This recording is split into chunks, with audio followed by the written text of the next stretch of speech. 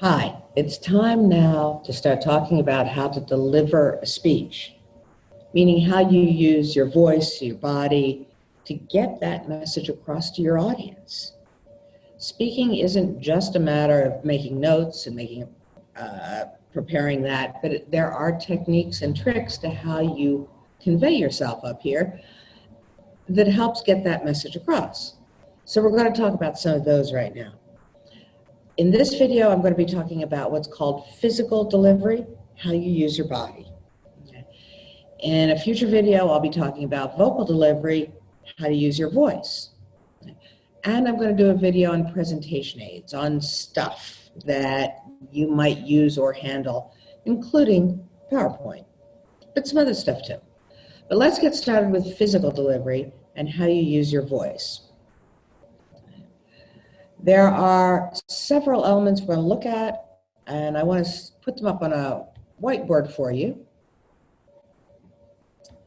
But after that, I'm going to take the whiteboard down and demonstrate them. So maybe you want to go ahead and write this stuff down as I'm typing it up here. First up, most important part of physical delivery is eye contact.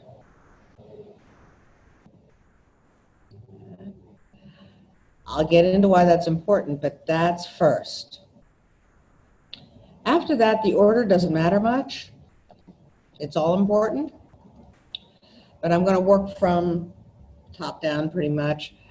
So next up is what's called facial aspect, and it really means facial expressions.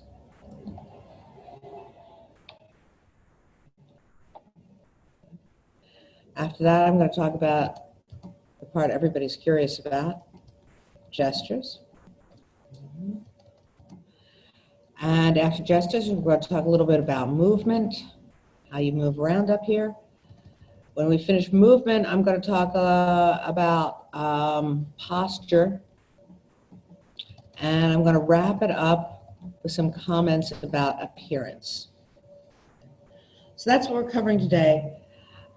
Your notes for today should probably be in that order because that's how I'm covering it. I'm going to step over now to the side so you can see me working with eye contact, facial aspect, gestures, movement, posture, and appearance.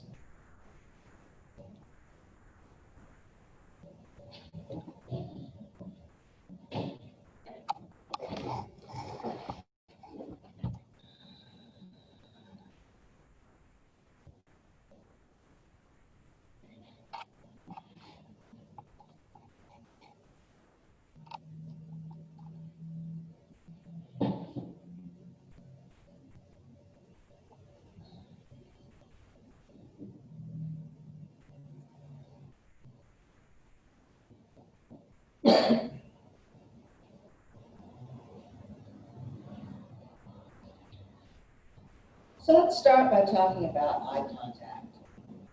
Eye contact in a speech in public is incredibly important.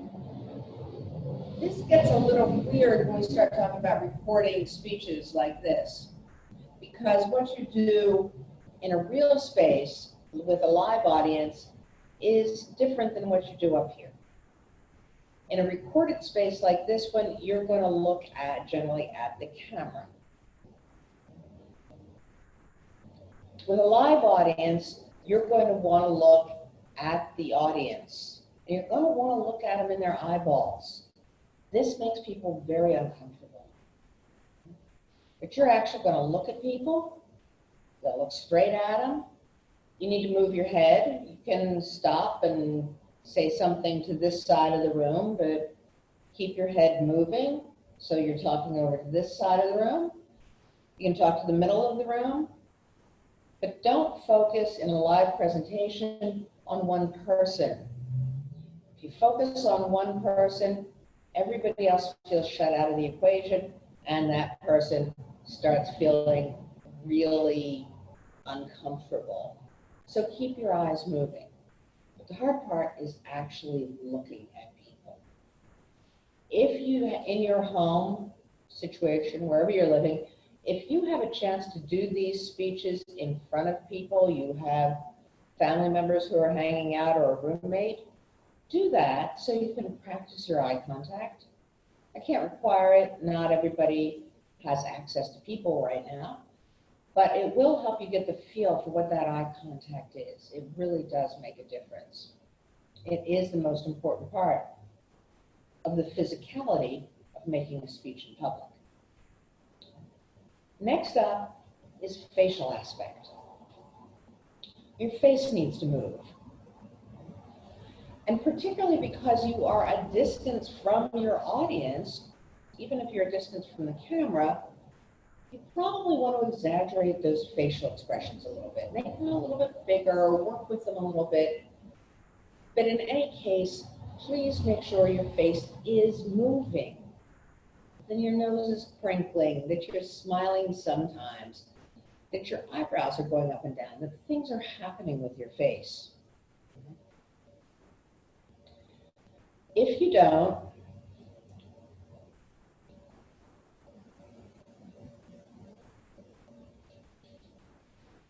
you're what we call deadpan, meaning your face isn't going anywhere. This is really hard for me. My face tends to move a lot. There go my eyebrows again. But you might look at somebody who is deadpan, whose face isn't moving. You might think they're monotone, that they're stuck on one note in their voice. They're not. Check and see if their face is moving. Another problem I see with facial expressions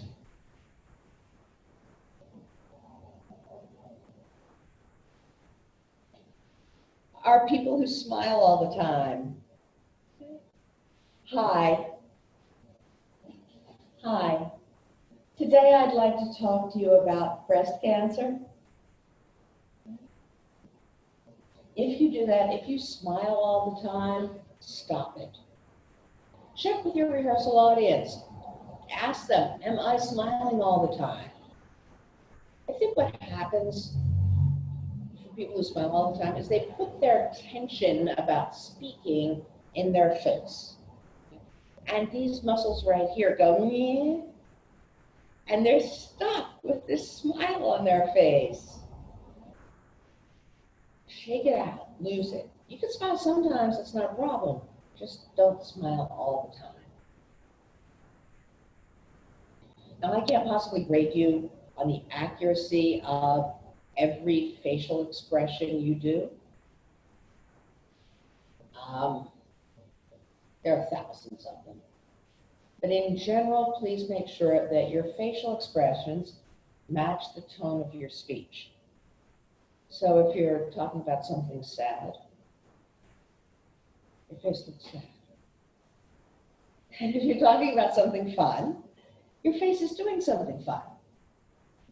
Keep it moving, but keep it matching the tone of what you say. Back in the late 19th century, some guy whose name I don't know, wrote an illustrated book in which he thought he had drawn every possible facial expression. You actually see this come up in the early silent movies. If you've ever seen an old silent movie like Charlie Chaplin, those folks are doing expressions, and you see them,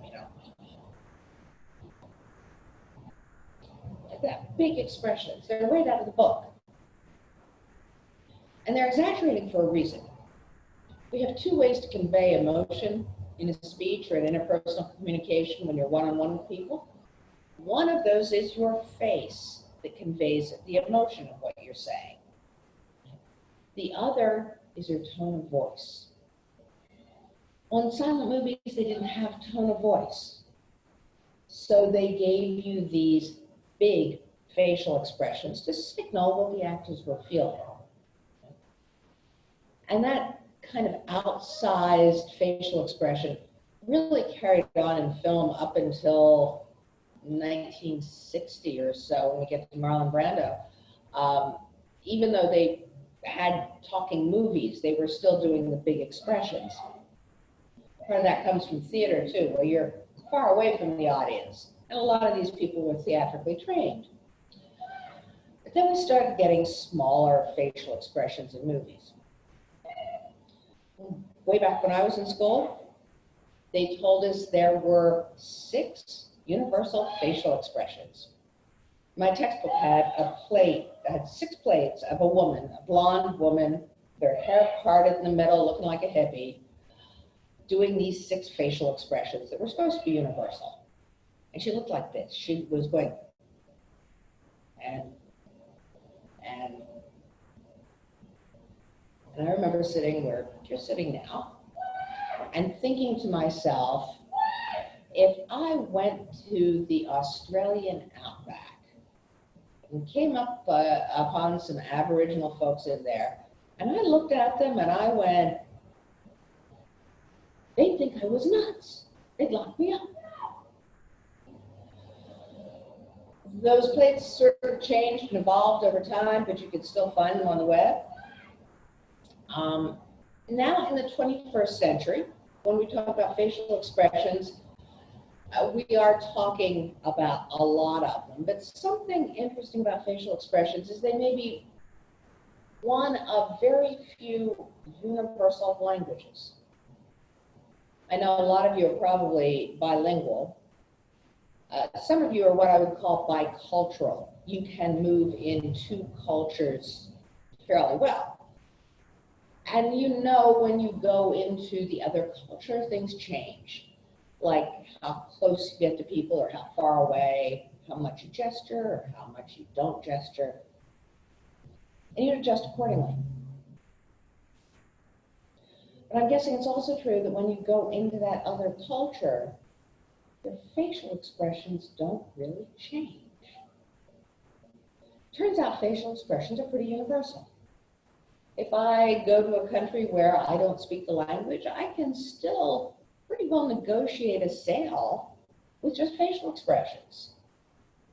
I pick up the item, I look at the seller, I smile. He tells me how much it is. I go, maybe he gives me another price. I go, maybe he gives me a little bit lower price. I go, and we've made a deal. All that's conveyed with facial expressions. And really what we've come back to today is that guy who drew the illustrated book in the late 1800s. He was actually onto something. There are thousands of facial expressions, and they're pretty much universal. All right, next I want to talk about gestures.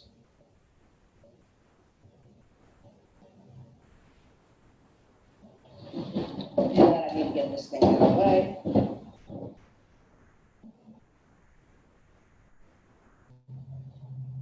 Again, in public speaking, you are a great distance from your audience.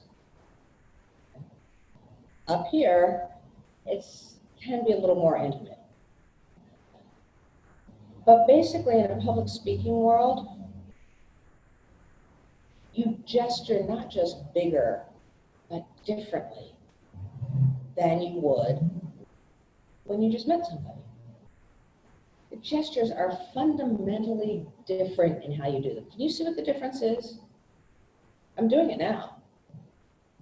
And it's way different than you would do if you just came upon your friend on the sidewalk somewhere. See it yet? Some of you do. When you gesture in a public speaking environment, you're going to raise your elbows and your gestures are going to be up here. When you talk to people, when you talk to your friend, your gestures are at about waist height. Try it sometime, pay attention. Your gestures are at waist height. Now, you may think the reason you raise your gestures in a public speaking situation is so they can be seen by everybody, and sometimes that's the case. But sometimes the sight lines are good enough that they can see these gestures. They still don't work as well. In public speaking, you put your gestures up here. This feels really awkward. Give it a try. Okay, raise your arm and bounce the ball. Tell me how many there are. Which direction is it? Oh, sorry. We don't normally air our pits in public, but that's what you do in public speaking. The reason for that, if you haven't picked it up already, is if I'm the speaker and I'm speaking here, your eyes have to move from my hands up to my face, back to my hands again. So what you do is you raise your hands so that when you gesture, people's eyes can stay on the same plane. And their eyes aren't flipping back and forth. They stay up here and keep your face as their primary focus. So from now on, with the exception of the webinar, I want you to keep your gestures up. I will also expect at least 3 gestures in every speech from now on. It's a completely artificial number. Maybe you want more, maybe you feel like you should get less, but you don't get less. The reason I insist on 3 is that a lot of people look awkward when they gesture up here. There's a perfectly good reason for that. Normally, like I say, when we gesture, your hands are just coming from down here to up here. When you gesture as a public speaker, your hands are coming from here all the way up here. And there's more time involved, a fraction of a second. But the reason we look awkward is that extra fraction of a second means that the gesture is a little bit behind what it is that we're saying. It's not right there with us. It's a little bit off. I'm insisting on 3 of them so you can practice that timing. This is essentially a laboratory setting. We promise not to laugh at each other. Yeah. And if you look awkward with your gestures, we won't laugh, I won't comment, it'll be okay. But I want you to find the rhythm of this, of getting from here to here. Okay? It's like a dance. Okay? I mean, maybe you've learned a new dance at some point in your life. Okay? And as you learn the dance, okay, you're a little bit behind the beat. You're just a little bit behind. And then you find the beat, and you're on it. Okay, that's how it works, and that's how it's going to work for you here. 3 gestures in every speech. In some speeches, you want a lot of gestures. Okay? A high energy speech and something really exciting. You're getting everybody fired up for something. Lots of gestures, and that'll help do it. On the other hand, if you're being serious, if you want people to really focus, maybe all you want is 1 or 2 gestures. You want to tone it down, pull it back. That has to do with you, your audience, and most importantly, the tone of your speech. A few gestures can go a long way in the right speech, but so can lots of gestures. So gesture according to the tone that you're trying to convey to people. If you remember on that list, after gestures, there was movement. And I'm a little trapped up here, but I'm going to show you some things about movement. First of all, a lectern. Let me pull this back again.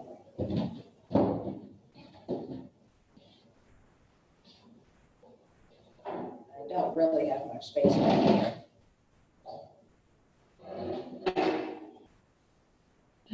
But let me talk a little bit about how to use this thing, a lectern. And maybe you've heard it called a podium. It's not a podium. That's a mistake we make in English a lot. If you don't know, a podium is a little low stage. You've seen them maybe at the front of big lecture halls. People stand on podiums. It elevates them a little bit above the audience. If you're standing on the street corner, standing on a soapbox, or a milk crate, or something, that's your podium. This is not a podium. This is a lectern. Okay, LEC T-E-R-N, lectern.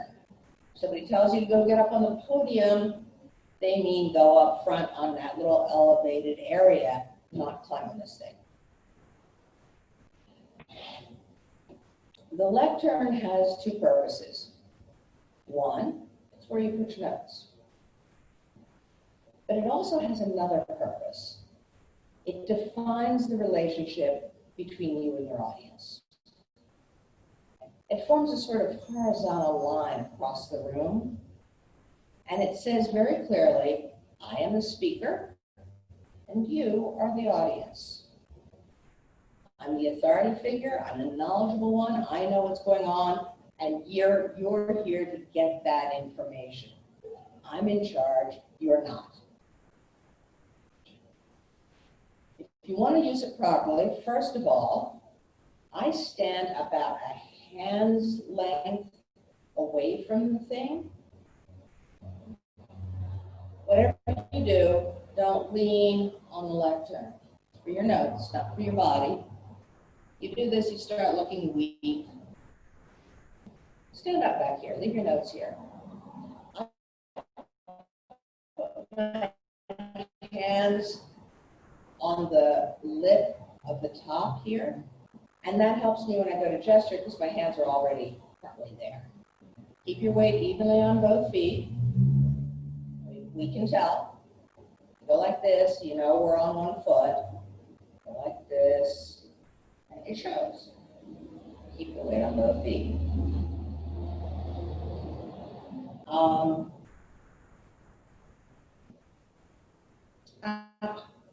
If you're tall, and your hands here are a little too close, you can put your hands here, okay? But relax your fingers. Clutching the top of this thing really makes you look scared. So relax. You can do that. I had a student once many years ago, great guy. He was a football player, big guy, huge guy. He went off to play for, I think, Georgia Tech in some defensive position. So you can imagine he was big and scared to death of public speaking. A real sweetie pie, but scared to death of public speaking. He got up here one day, behind the lectern, not in this space, but got up behind the lectern, made a speech. He grabbed this puppy and he picked it up and he started walking with it from side to side across the room. He was so scared he didn't even know he was doing it. It was the only time I've had to give the note, put the lectern down. So stay relaxed back here. This is the authority position. Now you don't have to stay in that position, and I'm not going to require you to. You can also use this position next to the lectern. This is generally perceived as friendly, okay, approachable. You can mix it up. Serious parts of your speech back there, warmer parts are here. If you move in front of the lectern, you're starting to make your relationship with your audience personal. You want to talk about yourself a little bit. You want to give them an example from your life. You want to tell them something really intimate. This is where you do that. So you have formal, friendly, and personal. Use those three positions in your speech to establish the relationship you have with your audience. Oh, and by the way, you can't walk among your audience in a public speaking situation. Okay, for one thing, as you know, that puts your back to some of your audience. Okay. You don't want to do that because that cuts them out. But the other piece of that is that if you're walking up and down rows of people, everybody around you is going to feel self-conscious. They didn't come to be the center of attention. You are the center of attention. And the minute you get up next to them like that, everybody's looking at them. You really can't cross into that space. That's your audience's space. Oh, by the way, if you need to move backwards so you don't turn your back to the audience, there's a trick to it. We'll see it here. Put your hands out, feel where the furniture is. That way you don't have to look, and you can just move back into your position here. Again. Because I want to talk a little bit about longer movements. And this is going to be very weird with a camera because I'm going to try not to get out of camera range. On the other hand, I want to show a long movement from side to side. So let's see what I can do here without getting too far away from you guys. All right. If you want to move from side to side in a live situation, you can do that. Generally, people will move halfway across, face their audience.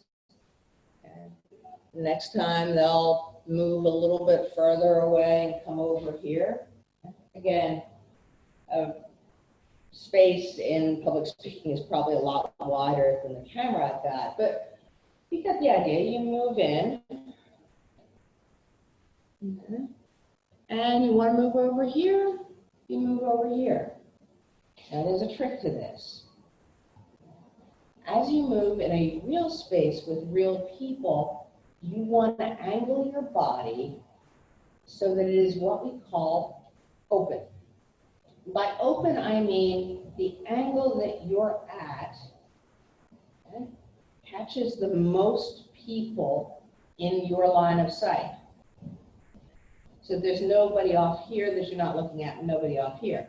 If the audience is here and I move a little bit this way, then I'm not making eye contact with some people over here. And the same if I turn too much this way, I'm not making eye contact with people back here. So the idea is to keep yourself open. And as you cross, you want to keep yourself open, which means pivoting your body a little bit as you go. So that by the time you get over here, you're open to everybody in the audience. The angle obviously changes depending on whether the room is a square or rectangle or whatever it is.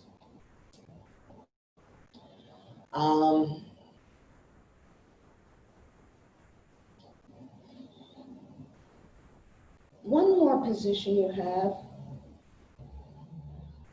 and I don't seem to have one around here, but it's a bar stool or a tall chair.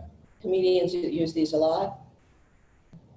If you sit on a chair, a tall chair, your audience will read that as storytelling. Okay? They will lay back, they will listen to what you have to say. If I'm in a classroom and I sit down on the table or on a tall chair, people stop taking notes. They're just listening to the story. Now that's very useful if you're telling stories. On the other hand, if people are supposed to be getting information, that doesn't work so well. So basically that's movement. The three positions around the lectern, from side to side, and sitting on a tall chair, a table, a bar stool to tell a story. After movement, there is posture.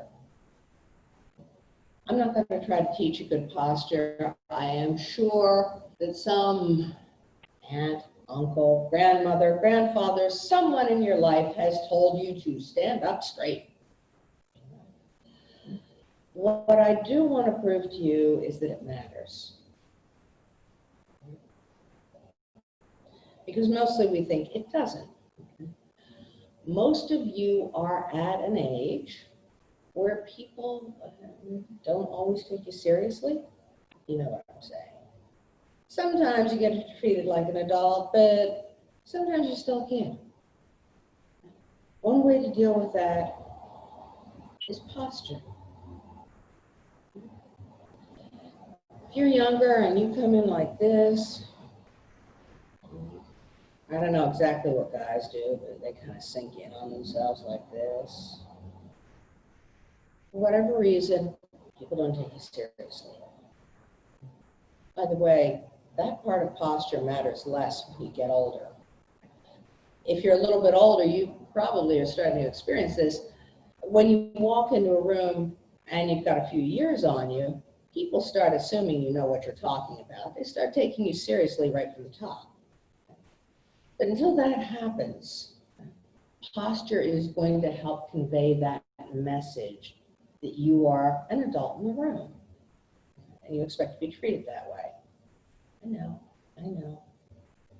We don't think appearance should matter, but it does. Like it or not, the way we stand, the way we hold ourselves, and frankly, the way we dress sends a message to other people.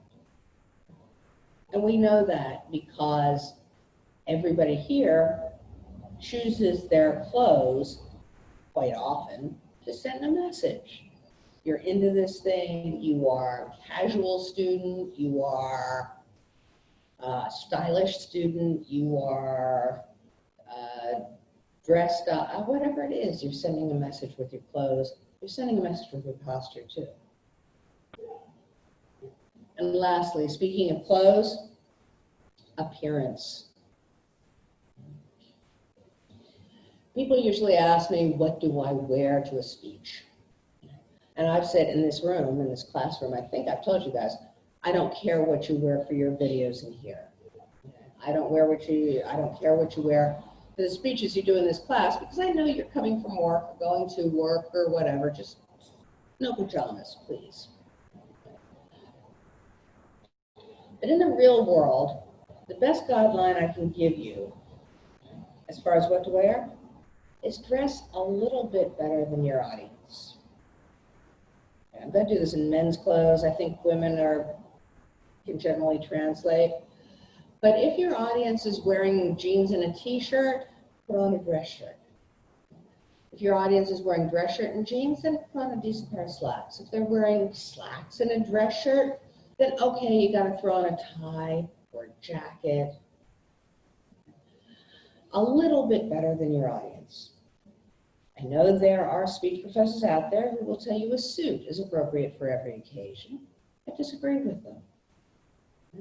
I think if you walk into a group of middle school students wearing a suit, the first thing they're going to do is figure out if they can possibly get out of the room. Yeah.